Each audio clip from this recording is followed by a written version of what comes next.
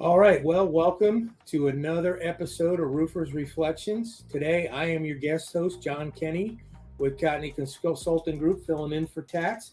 And today, our guest is Christee Holbrook of Graham Roofing. What is your background in the roofing industry, and how did you get started? I started in 1997 as an accountant. I had originally been in the nursing home business. It was a family owned business. And about the time I graduated from college, my grandparents decided to get out of the business. So I was looking for a job, and Graham Roofing happened to be looking, they thought, for another accountant. So I started um, in March of 97 as an accountant slash administrative person. Then in 2008, my role kind of changed, and I started taking on more special projects, I called them, which was marketing, safety. Um, did that for a few years along with some accounting. And then a few years after that, it changed again, and I became more project management and still safety and marketing for the company. In 2017, one of the original owners, the remaining original owner, decided he was going to retire and only had girls that weren't interested in the roofing business.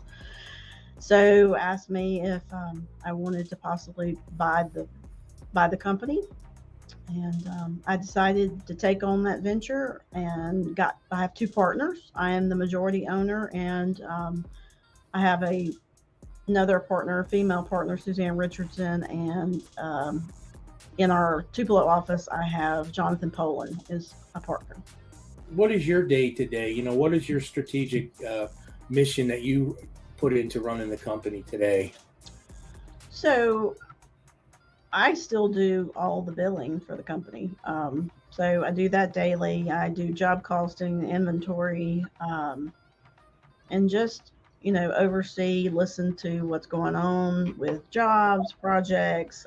I still look at all the proposals that go out of the office, and I review all the estimates as well, along with business development, interacting with contractors, going to meetings, um, just all the joys of running your own company. And then, what values do you value, your business the most? What are the most important values that you put into your business puts out there to people?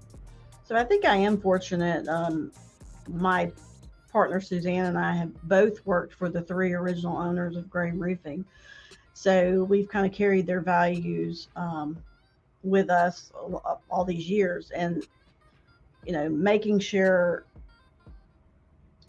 we're organized at our office. I mean, our warehouse, you can anybody can come into our warehouse and go and know exactly how much material we have or how much we're supposed to have in inventory. I always get so many compliments on our warehouse, so I think that's part of it is organization, being clean, our floors you could eat off of. And I just think it gives the guys a sense of pride when they come in. They don't have to search for material or equipment because it's all laid out there in a designated area, and they know what that is.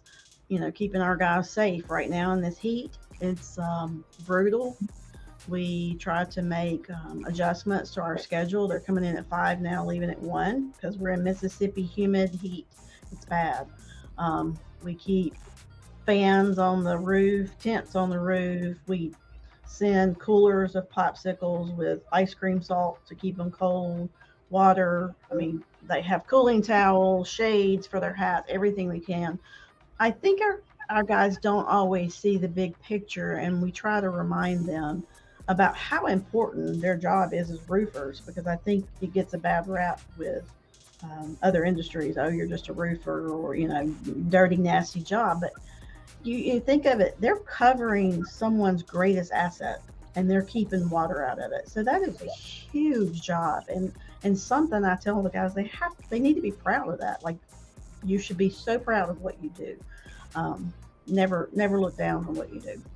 So I know that you are involved in a lot of outside organizations in the roofing industry, but our audience may not know. So tell us a little bit about what you're involved in, what types of organizations, and what you do with them, and how they can help other roofing contractors or people in the roofing industry, advance their careers? So I'm just going to kind of go down the list in my head. We've been a member of Associated Builders and Contractors in Mississippi for about 14 years now. And pretty soon after we became members, I got on the safety committee because at that time, safety was part of my job. So I've been the safety chair for the last 3 years with the Mississippi chapter. The reason why we became members was because of their safety programs that they had at ABC, and we wanted to get in on that. So it's been fun and rewarding to help the organization with safety along the way the last several years. It's a great way to get in front of your general contractors, your construction managers, and they then know you as a person, but then they also know your company. So it's been a great networking. It's great for the safety aspect and what they offer. And then, they're big with the political. So, political climate and what's going on in construction. So keeping us aware. So that's one organization I've been very involved in. So in 2018, we formed a foundation. It's housed through the Create Foundation. It's called the Forge Foundation, which is family organizations recruiting great employees. Because the 5 of us founders, that was something that was near and dear to us, was that we were family organizations. We were smaller companies. We were family oriented. If one of our workers wanted to go to a kindergarten graduation, we wanted to make that happen. So that's how we came about the name, and really started getting out in the community and working as a group to help the workforce in our area. One of the big things that we do every year is a career expo for 8th graders. So the first year it was a little less than 1,000. We started in 19. We skipped 20, went to 21 and 22, and now we're planning 23. Last year was our first year to have over 2,000 students registered. Wow. In 18 school districts or schools in 9 counties in Mississippi. So that is a hands-on expo. Well, the more and more people that learn about trades in general, the more interest there will be to even consider trades as an option, and then it's easier to try to get people into our industry from that point. I like what you guys do. It is a fantastic program. Yeah, it's very exciting, very rewarding. And then one of the other big ones I'm involved in is National Women in Roofing. I went to the first event. It was either in 17 or 18. I can't remember. And was so happy to found a group of women that were in roofing, because I don't know about other states, but in Mississippi, there aren't a whole lot of women that are in roofing.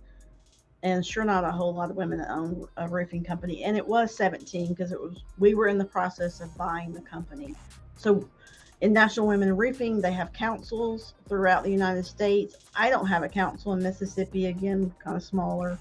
So I got involved on a national level and became the chair of the membership committee, which is how I met John, and served on that for a couple of years, and then moved from there to the executive board. So right now I'm the treasurer for National Women in Roofing. What kind of advice would you have for a newcomer coming in?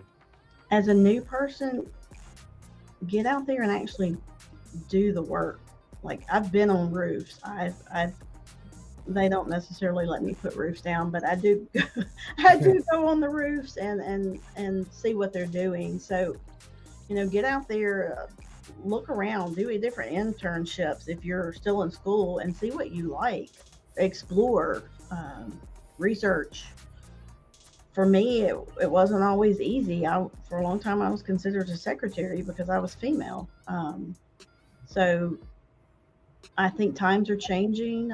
Get involved with groups, get into organizations that help you and support you and introduce people to you by networking. And get involved, stay involved. Continued personal development. That's something I'm working on. So, don't quit working on yourself, and don't quit giving back. Is there anything that we didn't bring up or I didn't ask you that you'd like to let everyone know out there? So I think mental health is important, and I think so many contractors, roofers, construction have the macho mentality, and I think it's just important to let everyone know that we all struggle. It's okay. Here's some resources, and we're here to help. And the other one I just recently did was a diversity, equity, and inclusion class through National Women in Roofing. And again, always trying to improve and learn and become a better person. And I think that was a great course to take.